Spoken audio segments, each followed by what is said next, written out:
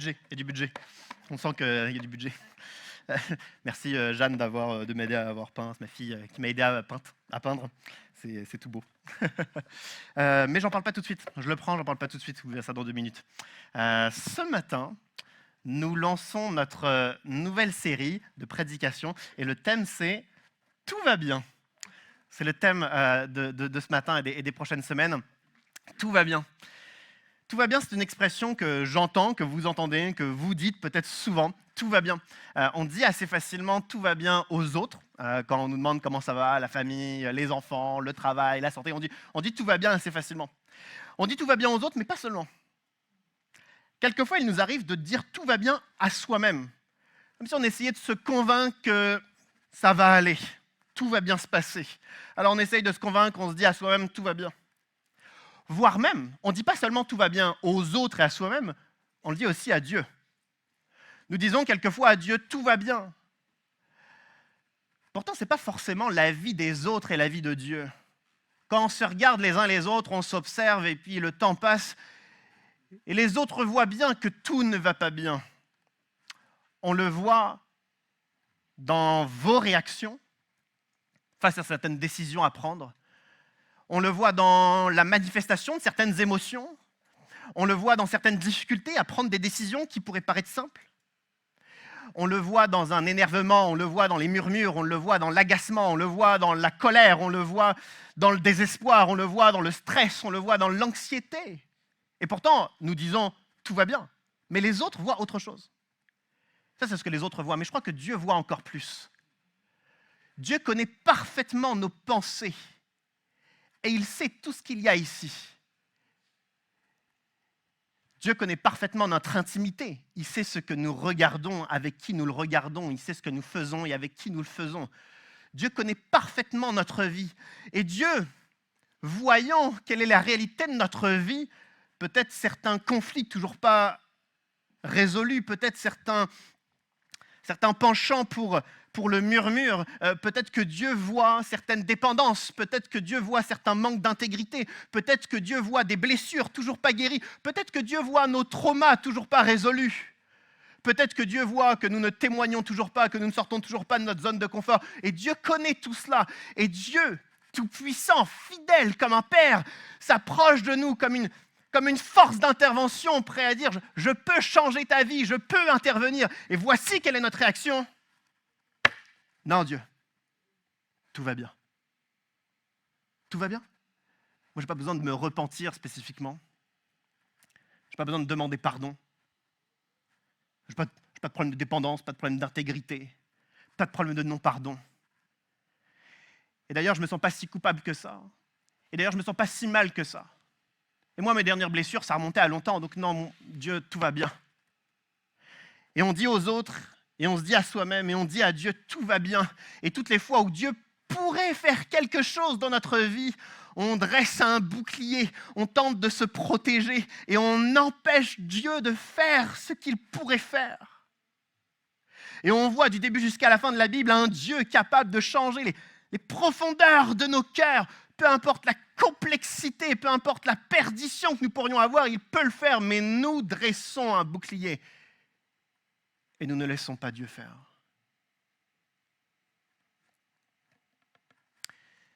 Ce bouclier, ça fait déjà 3 minutes que je l'ai, il me fait mal au bras. Je crois que je vais le poser d'un instant à l'autre, j'ai plus de mains, plus de coudes. Et puis, même s'il paraît léger, il ne l'est pas du tout. Donc, je m'apprête à le poser. Mais finalement, je vais peut-être le garder un peu. Vraiment, il est lourd et il me fait mal. Mais je crois que je vais le garder. Parce qu'à l'instant que face à Dieu, on dresse le bouclier pour dire « Je ne veux pas entrer dans le chemin de délivrance, dans le chemin de guérison, dans le chemin de transformation que tu as prévu pour moi », à l'instant où on dresse le bouclier, on ne le repose pas. Moi, ce serait facile, là. Pleine prédication, je le pose, j'ai pas de problème. Mais nous ne le faisons pas. Nous gardons notre bouclier. Pas seulement parce qu'il y a un sujet qui doit être traité, corrigé, guéri, délivré, pas seulement parce qu'il existe ce sujet, mais il y a un deuxième sujet qui vient, c'est qu'à l'instant où on a dressé le bouclier, il y a la honte, la culpabilité, le mensonge. Le bouclier ne sert donc plus seulement à nous protéger, mais on a besoin du bouclier pour vivre. Parce que si les autres apprennent que nous avons menti, si les autres connaissent notre honte ou notre culpabilité, alors on ne lâche pas le bouclier.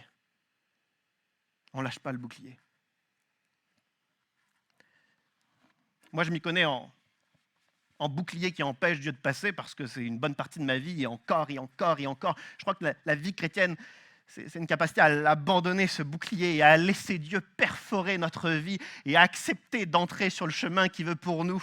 Et puis le temps passe et on aurait tendance à reprendre le bouclier pour empêcher Dieu de nous atteindre. Et je crois que le but de cette série, c'est de enfin et finalement lâcher le bouclier, de dire à Dieu, tu as raison Dieu, tout ne va pas bien. Tu as raison Dieu, je dois t'avouer, évacuer, confesser ce que je vis, ce que je ressens. Tu as raison Dieu, j'ai besoin de rentrer sur un chemin de délivrance, un chemin de pardon, un chemin de réconciliation, un chemin où je vais être capable de me battre, de persévérer jusqu'à la victoire. Et donc le but de cette série, c'est d'enlever le bouclier et de laisser Dieu perforer nos vies. On se retrouve avec 1 an, 5 ans, 10 ans, 20 ans, 30 ans de vie chrétienne. Ce n'est pas une vraie vie chrétienne, c'est une vie avec ce bouclier, où au final Dieu aurait pu faire tellement plus dans notre vie, mais on ne l'a pas laissé perforer nos vies. Alors ça fait 5 ans, 10 ans, 20 ans, 30 ans qu'il y a les mêmes problèmes, les mêmes souffrances, les mêmes blessures, les mêmes traumas, les mêmes absences de réconciliation. On se retrouve quelquefois, on discute avec des personnes, on a l'impression qu'il y a une certaine maturité, un certain épanouissement spirituel, et au premier conflit, il n'y a pas de réconciliation. À la première difficulté, ils abandonnent, pas de persévérance. On se rend compte qu'il y a encore des blessures liées à leurs 10 ans, à leurs 20 ans, à leurs 30 ans. Et je ne veux pas diminuer la puissance de la blessure, mais je ne veux pas non plus diminuer la puissance de notre Dieu qui guérit tout ce que nous aurions pu traverser.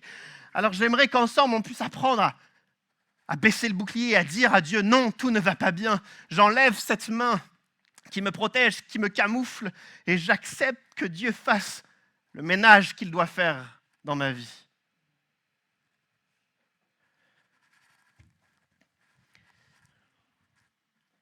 Il y a un passage qu'on s'apprête à lire ensemble qui est pour moi tellement parfait pour introduire cette série, tellement parfait. C'est dans Josué au chapitre 7. On s'apprête à le lire ensemble. C'est l'époque où Josué, il est à la conquête du pays de Canaan. Il suit le plan de Dieu, le projet de Dieu de conquérir le pays de Canaan. Et ils viennent de vaincre les populations à l'est du Jourdain, victoire. Ils viennent miraculeusement de traverser le Jourdain, victoire. Ils viennent miraculeusement de battre Jéricho, victoire. Alors qu'ils sont dans un enchaînement de victoires, voici ce que le texte nous dit. On lit ensemble Josué chapitre 7.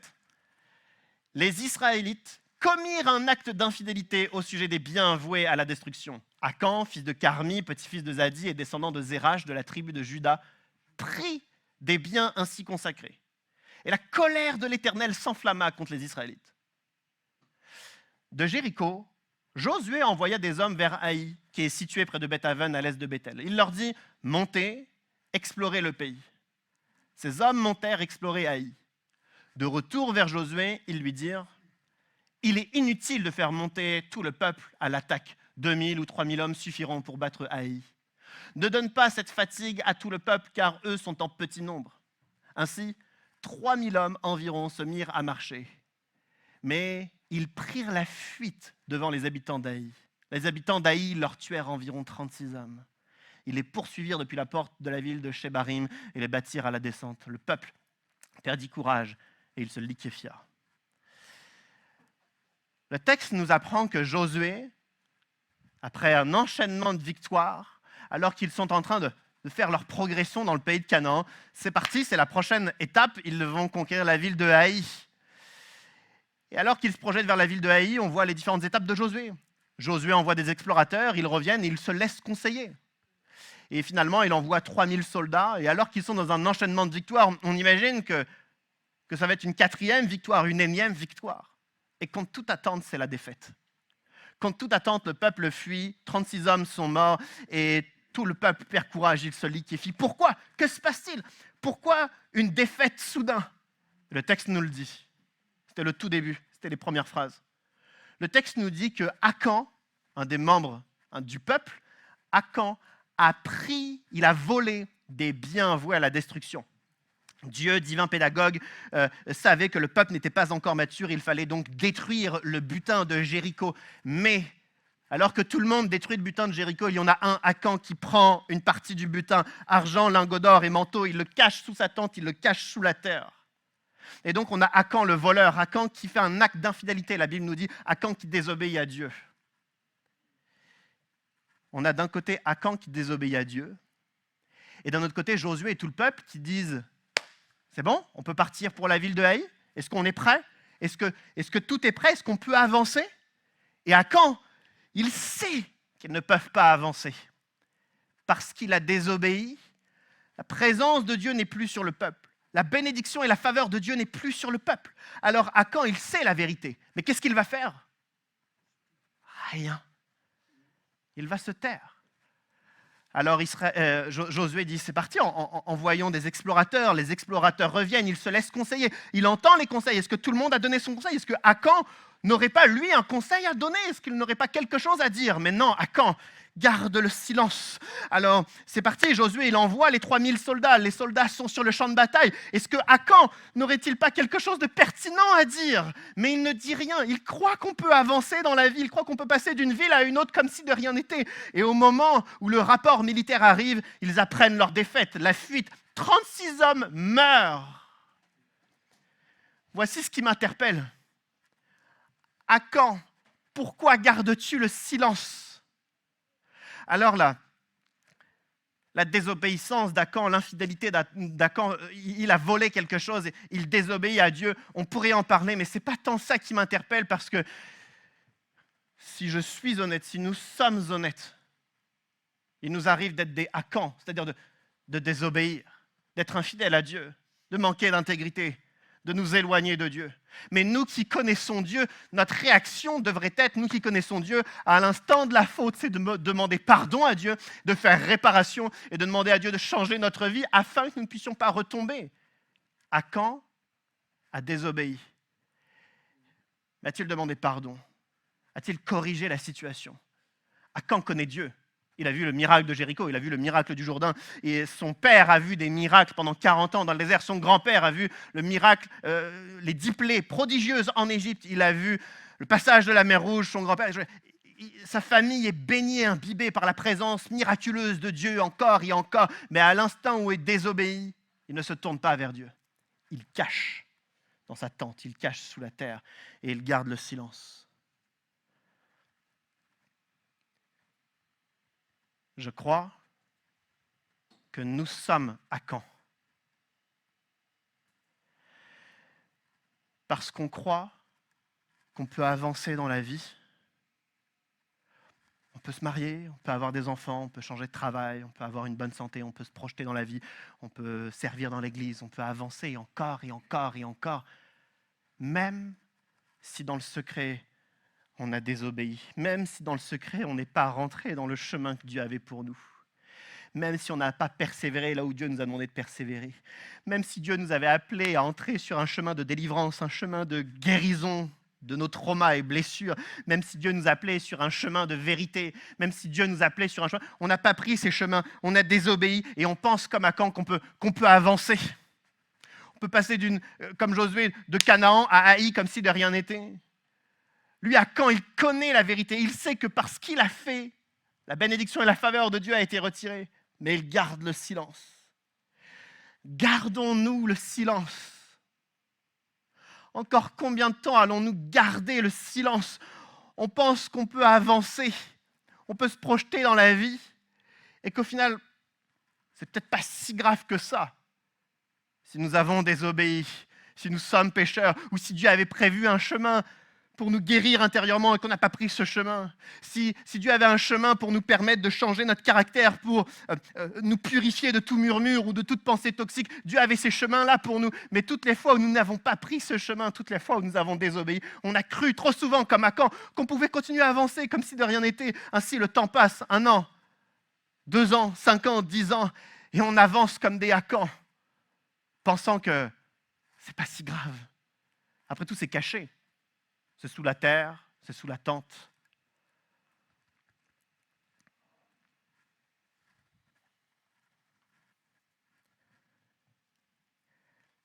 36 hommes sont morts.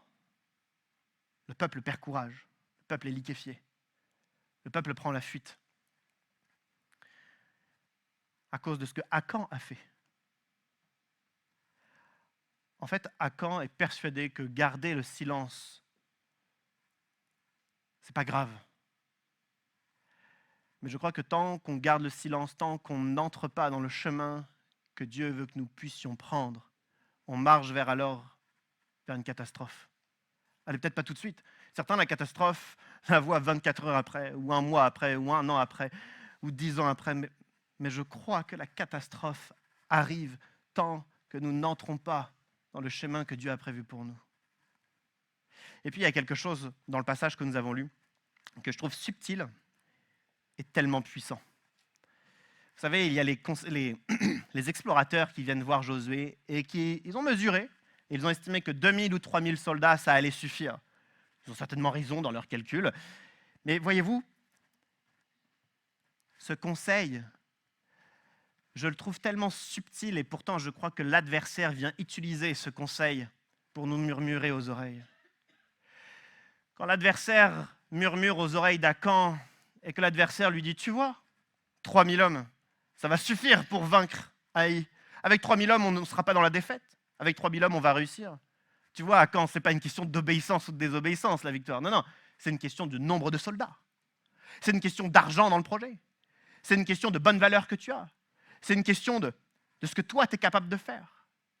En fait, l'adversaire vient murmurer aux oreilles d'Akan. Il éloigne le rôle essentiel de Dieu dans la victoire. Et il utilise si souvent ces commentaires, 3000 hommes, ça va suffire, pour justement que Akan ne soit pas trop gêné d'avoir désobéi. Je le sais parce que l'adversaire me murmure à l'oreille bien trop souvent.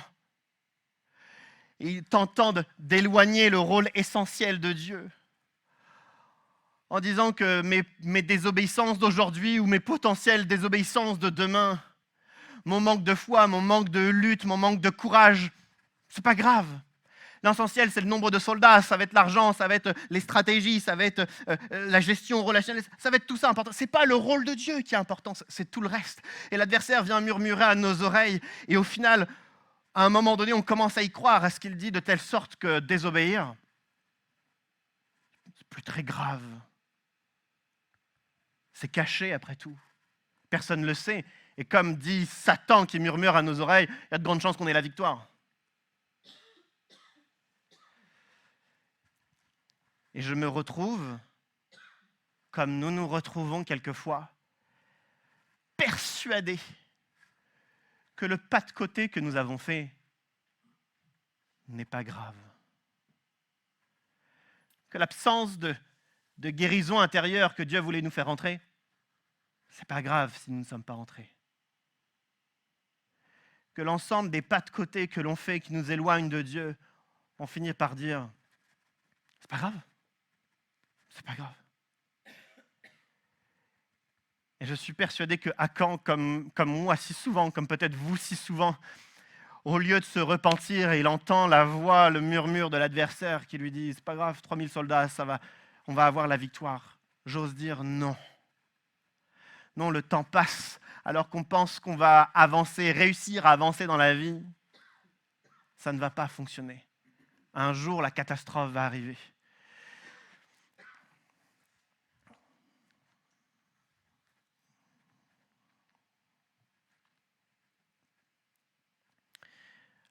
Le texte nous montre, non seulement dans ce que nous avons lu, puis ce qu'on va lire aussi après, le texte nous montre qu'à l'instant où Akan a désobéi, la faveur de Dieu est retirée.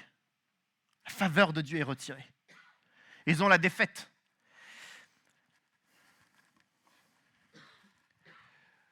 Je crois que toutes les fois où je n'entre pas dans les chemins que Dieu veut que je rentre, je ne traite pas ce que Dieu veut que je traite, je ne guéris pas de ce que Dieu veut que je guérisse, je ne témoigne pas comme Dieu veut que je témoigne. Toutes les fois où je ne suis pas délivré de ce que Dieu veut que je sois délivré, où je porte ce bouclier et je dis à Dieu non merci, je ne veux pas qu'on aille plus loin, je ne veux pas qu'on travaille plus, je ne veux pas persévérer plus, je ne veux pas chercher plus ta face, je ne veux pas couper les sources de tentation. Toutes les fois où on porte ce bouclier, à cet instant, la faveur de Dieu est retirée de notre vie. Il n'y a plus la bénédiction de Dieu. Vous savez, ça ressemble à quoi cette vie-là? Ça ressemble à une vie chrétienne médiocre et fade que j'ai trop vécu dans trop de périodes de ma vie, que nous vivons trop souvent. Cette vie chrétienne fade et médiocre où nous n'entendons jamais le conseil de Dieu, où nous n'avons pas les forces de marcher dans la délivrance comme Dieu l'a prévu pour nous. Cette vie chrétienne fade et médiocre qui perd son sens parce que la force de la vie chrétienne, c'est la capacité au Dieu Tout-Puissant de changer radicalement notre vie. Et la seule chose qui se passe dans notre vie, c'est que ça ne change pas. Alors je crois qu'il est nécessaire pour nous qu'à la différence d'Akan, nous puissions ouvrir nos cœurs et accepter d'entrer dans les chemins que Dieu a prévus pour nous. C'est les seuls chemins où la faveur de Dieu coule sur notre vie. Il y a quelques jours, alors que je pensais à Josué chapitre 7, je me suis remis en mémoire la dernière période de délivrance que j'ai vécue. C'était il y a un paquet de mois, il y a un paquet de mois. Et je me souviens exactement le bonheur immense qui commence à s'installer et qui balaye le poids des efforts que j'ai dû fournir des semaines et des semaines auparavant. Le bonheur s'installe dans ma vie, c'est le bonheur de la liberté en Christ. Pas le bonheur de la petite vie chrétienne fade et médiocre, mais le bonheur de la liberté en Christ qui, effectivement, balaye tous les efforts. Mais à ce moment-là, il y a une liberté qui s'installe dans le temps. Et toutes les fois où je rentre dans la présence de Dieu, il n'y a plus deux voix qui parlent, la voix de Dieu et la voix de l'adversaire qui murmure. Non, parce que je peux écouter la voix de Dieu en disant, l'adversaire, il n'a plus d'emprise sur moi parce que je suis libre. Et je sais que beaucoup d'entre nous qui tenons ce bouclier, qui ne vivons pas encore entièrement cette liberté que Christ a pour nous, je sais que nous soupirons après. Ce bonheur que seul Dieu est capable de déposer en nous, ce bonheur, il est tel que lorsque les pressions extérieures commencent à nous écraser, nous ne ressentons pas du tout cette influence parce que Dieu a installé quelque chose en nous plus fort que les pressions extérieures. Ce bonheur est tel que lorsqu'on ne sait pas où aller, on ne sait pas quoi choisir, on est perdu. On n'a juste pas les mots pour qualifier des situations. Le bonheur qu'il a placé en nous sublime l'incompréhension de nos situations. C'est ça, la vie chrétienne. Ce n'est pas la vie de Akan. Akan ne vit rien de tout cela. Josué vivait ce genre de choses. Josué, avant d'attaquer Jéricho, il se promenait et puis à la rencontre, on a l'impression d'un ange de l'Éternel qui lui donne les directives. Il revient, il sait ce qu'il faut faire. Il y a un miracle qui arrive. Et je crois que tant que nous restons des Akans avec nos boucliers, on dit à Dieu, non merci, je ne vais pas me dévoiler parce que j'ai trop honte, parce que j'ai trop mal, parce que je n'y crois pas, parce que je ne suis pas capable d'imaginer une vie différente, parce que je sais qu'il va falloir que je fournisse des efforts que je n'aurai pas les forces de fournir, parce que je sais que je vais devoir dire certaines vérités que je n'ai pas envie de dévoiler. Toutes les fois, on est comme Akan et on garde ce bouclier. Nous n'avançons pas. Et la faveur de Dieu se retire. Il est nécessaire qu'on baisse les boucliers, qu'on ouvre nos cœurs à Dieu et que nous disions, j'accepte de faire le travail que tu veux faire. Amen. Le texte se poursuit. Voici ce que le texte nous dit. Josué déchira ses vêtements et se prosterna jusqu'au soir, le visage contre terre devant l'arche de l'Éternel. L'arche de l'Éternel est le symbole de la présence de Dieu. Il était avec les anciens d'Israël et ils se couvrirent la tête de poussière. Un peu plus loin, il est écrit, l'Éternel dit à Josué, lève-toi, pourquoi restes-tu ainsi prosterné ? Israël a péché, ils ont violé mon alliance, celle que je leur ai prescrite, ils ont pris des biens voués à la destruction, ils les ont volés et ont menti et ils les ont cachés parmi leurs affaires. Prochain passage. Ainsi, les Israélites ne peuvent plus résister à leurs ennemis. Ils prendront la fuite devant eux car ils sont sous une menace de destruction. Je ne serai plus avec vous si vous n'éliminez pas l'objet voué à la destruction du milieu de vous. Que fait Josué quand il voit la défaite ? Il déchire ses vêtements, il se prosterne devant l'arche de l'Alliance. Et lui et les anciens se jettent de la poussière par-dessus leur tête. C'est un signe d'humilité, un signe de repentance. Ils sont prêts de nouveau à écouter Dieu. Qu'est-ce que Dieu veut dire ? Qu'est-ce que Dieu va faire ? Je suis touché parce qu'ils ne trouvent pas ça normal, la défaite. Ils n'en ont eu qu'une. On pourrait dire une défaite, c'est pas si grave. Après 5, 10, 20 défaites, on se poserait des questions. Non, une défaite Ce n'est pas acceptable. Alors ils déchirent leurs vêtements, ils se prosternent et ils cherchent la face de Dieu. Ce passage que nous venons de lire me touche particulièrement parce que dans ma préparation, je demandais à Dieu, qu'est-ce que tu veux que je dise ? Et puis, j'ai eu comme cette visitation de Dieu si puissante, comme si Dieu me disait, est-ce que moi, j'ai toujours été capable de faire ce que Josué fait ? Et je réponds dans la prière que peut-être qu'actuellement, j'aurais cette sincérité comme Josué de prier ainsi. Et je réfléchis et je me dis, mais en fait, trop souvent dans ma vie, je n'aurais pas été capable un iota de ce que Josué fait. Pourquoi ? Parce que quand nous ne sommes pas des Josué, nous sommes des Acans.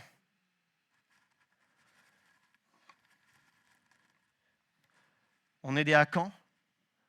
On refuse que Dieu pénètre notre cœur. On refuse de faire le travail qu'il faut. Alors, on est un dimanche matin. On vient à l'église du Mont-Gargan avec notre bouclier. Puis c'est le temps de louange qui commence.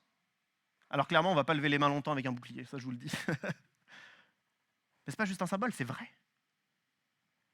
Parce que le temps de louange, le temps de prière, ça s'enchaîne et puis on sent que l'Esprit de Dieu est en train de travailler notre cœur. On sent que Dieu est en train de nous communiquer un message. On est dans le culte, il y a la présence de Dieu qui est là et on sent que Dieu s'apprête à toucher notre cœur. Et on sent que la prédication, la Sainte Seine, la louange, tout concorde et Dieu s'apprête à toucher notre cœur. Et au moment que Dieu arrive, on tend les boucliers.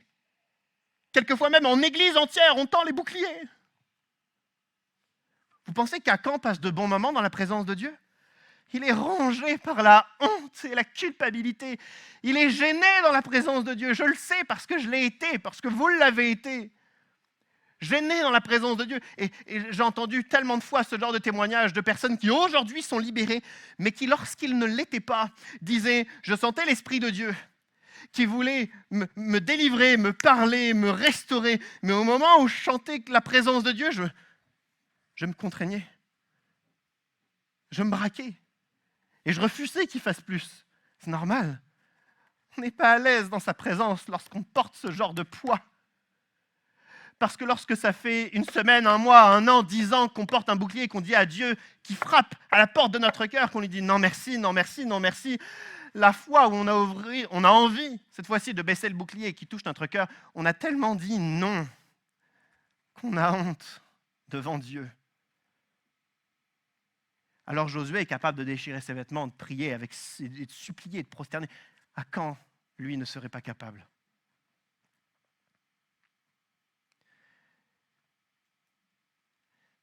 Pour moi, ça me donne aussi beaucoup d'informations sur l'atmosphère spirituelle de nos cultes. Je crois que Dieu veut saisir nos cultes comme des opportunités pour parler puissamment. Mais on affectionne tellement nos boucliers, on les garde avec nous. Alors il y a un appel à la prière, on ne peut pas se lever avec le bouclier.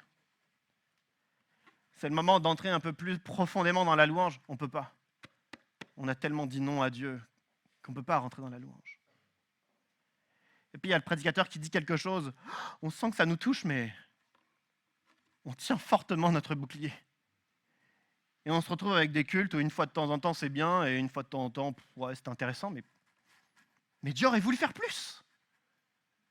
Dieu aurait voulu faire plus.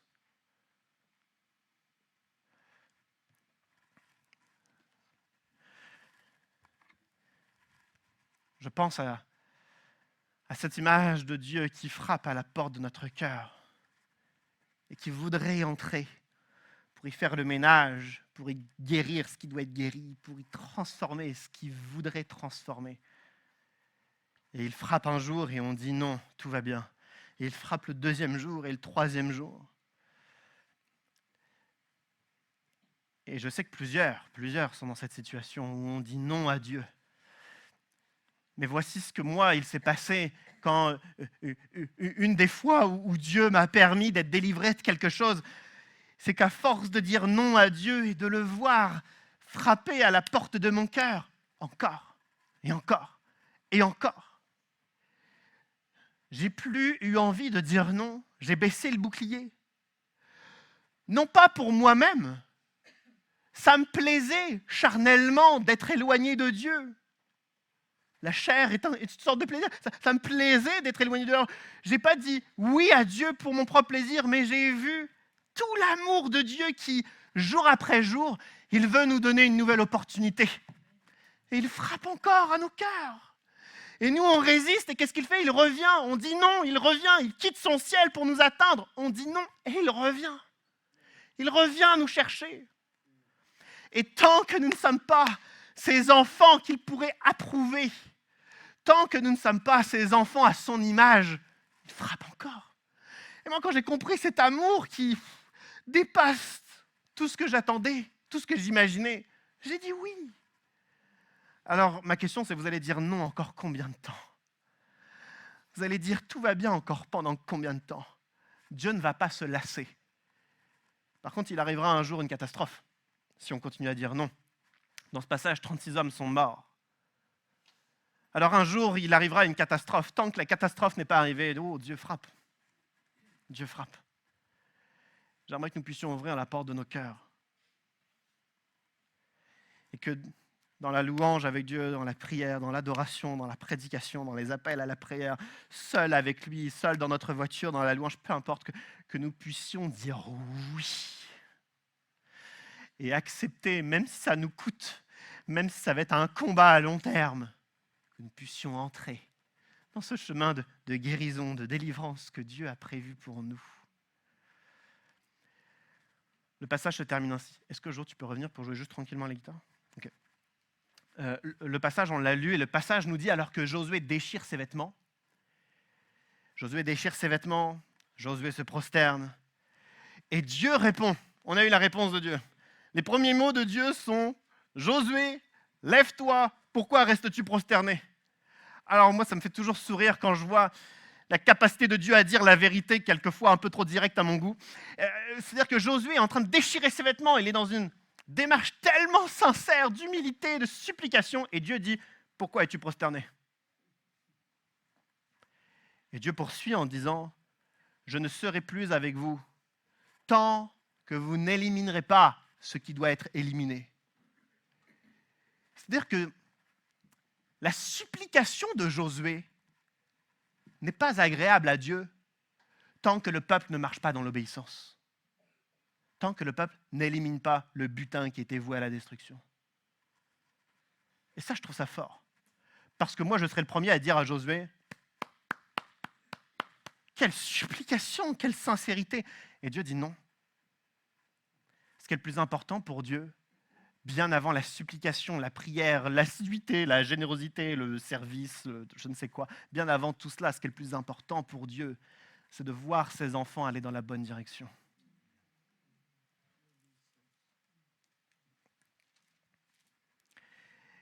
Et là, c'est là que moi, personnellement, ça me fait mal, parce que je me dis quelquefois que j'ai perdu du temps à croire que j'étais un bon chrétien sous prétexte d'assiduité à l'église, sous prétexte de bonnes valeurs, sous prétexte de on prie à haute voix, on loue Dieu. Et quand je vois que Dieu, face à tout cela, dit: pourquoi? T'es pas encore en train d'obéir? Alors, ça me pousse à redéfinir mes priorités. Et ça doit nous pousser à redéfinir nos priorités. Nos priorités, ce n'est pas d'être assidu à l'église. Notre priorité, ce n'est pas de savoir faire une belle louange par nos prières. Notre priorité, ce n'est pas de connaître des chants de louange. Notre priorité, ce n'est pas d'avoir notre Bible près de nous jour après jour. Notre priorité, c'est de marcher dans le chemin que Dieu a prévu pour nous. Et mauvaise nouvelle, ça va demander des efforts, ça va demander de la persévérance, ça va nous coûter. On va devoir dévoiler des choses qu'on n'a pas envie de dévoiler à Dieu. On va devoir mettre des mots sur des situations où on n'a pas envie de mettre des mots. On va devoir avoir de la méthode, de la discipline spirituelle. On va devoir sacrifier des choses. On va devoir renoncer à des choses. Et puis après tout cela, on arrive au bout du chemin. C'est le chemin de la liberté. Attention, la liberté, elle ne se vit pas à l'éternité seulement. Elle commence à se vivre là, aujourd'hui. ça peut paraître qu'anecdotique, mais avec Joséphine, dans notre version des faits, on a été victime d'une certaine relation autour de nous. Bon, si je suis objectif, je vais dire que les torts sont 50-50, mais ma version, c'est qu'on a été victime 99%. Et puis, ça dure plusieurs mois, on essaye de faire ce qu'il faut. Et puis, à un moment donné, je me rends compte, il y a plusieurs mois, lorsque justement lorsqu'on commence à préparer cette série, il y a plusieurs mois, je me dis, en fait, on ne fait pas assez par rapport à ce que Dieu voudrait. Ce que Dieu voudrait, c'est qu'on aille les voir, qu'on prenne l'initiative de dire pardon pour tout, du début jusqu'à la fin, pardon pour ça, même si je considère qu'on est victime. Mais pardon parce que notre souci, c'est de restaurer la relation. Et on en discute avec Joséphine et on se met d'accord. On se dit, première étape, c'est d'en discuter entre nous. Et la deuxième étape, cette étape me revenait. Je devais croiser comme par hasard cette personne et lui proposer mon numéro de téléphone dans le but de se proposer à un moment donné un rendez-vous, un café. Il y a 1 mois et demi, je le croise, mais trop peu pour qu'on puisse discuter. J'étais à ça que ça soit l'opportunité. Et je réfléchis en moi, je me dis, bon, je pense que j'aurais été suffisamment motivé pour le faire. 1 semaine après, je le recroise comme par hasard. Et là, à nouveau, on n'a pas le temps de se parler. Mais là, je réfléchis intérieurement et je dis, oulala, par contre là, cette fois-ci, si ça avait été l'opportunité, j'avais pas beaucoup de motivation pour lui parler cette fois-ci. Il y a 2 semaines, je l'ai croisé. Et là, j'ai senti, quelques secondes avant qu'on se voit, je l'ai vu au loin et j'ai vu que c'était l'opportunité parfaite. Mais je n'avais aucune motivation. Aucune motivation. Il y avait mon fils dans la voiture. Je me souviens, en une fraction de seconde, j'ai essayé d'inventer 1000 méthodes, 1000 issues de secours. Aucune motivation.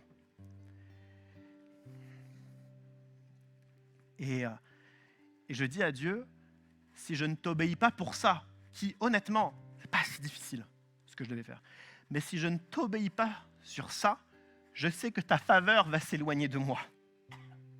Alors parce que je veux que tu continues à diriger ma vie, mon couple, que tu bénisses mes enfants, que tu bénisses mon ministère, que tu restes près de ma famille au sens élargi, que tu restes dans notre église.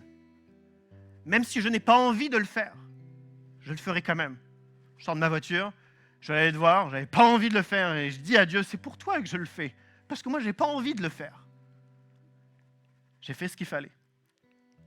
Et puis à mon étonnement, je pensais que ça c'était la deuxième étape et en fait c'était l'étape 2, 3, 4, 5 parce qu'il était tellement touché par notre démarche, il était ému, il a accepté qu'on se voit et encore cette semaine on s'est croisés et notre relation, on dirait qu'elle a changé juste en un échange de numéros de téléphone. On ne s'est même pas encore vu, j'ai même pas encore pu dire pardon, j'ai l'impression qu'on a fourni tellement d'étapes. Mais ce qui m'a touché, c'est le fait que je ne veuille pas le faire. J'aurais voulu garder mon bouclier et dire non. Mais si je le fais, la faveur de Dieu s'éloigne. Et je ne veux pas. Et nous ne devons pas. Alors acceptons de rompre le silence. Pas de rompre le silence devant tout le monde, mais à Dieu. Peut-être qu'il est bon de le dire à un frère ou à une sœur, à un confident, à quelqu'un qui va combattre spirituellement avec nous. Mais évacuons la vérité à Dieu, premièrement.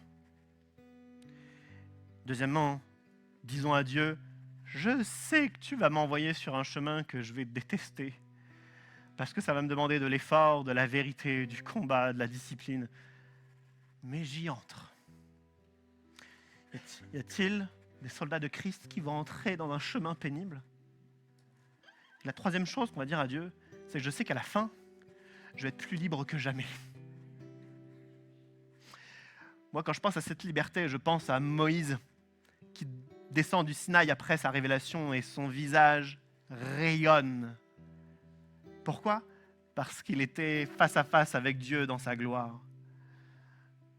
Nos visages vont rayonner. Nos visages vont rayonner.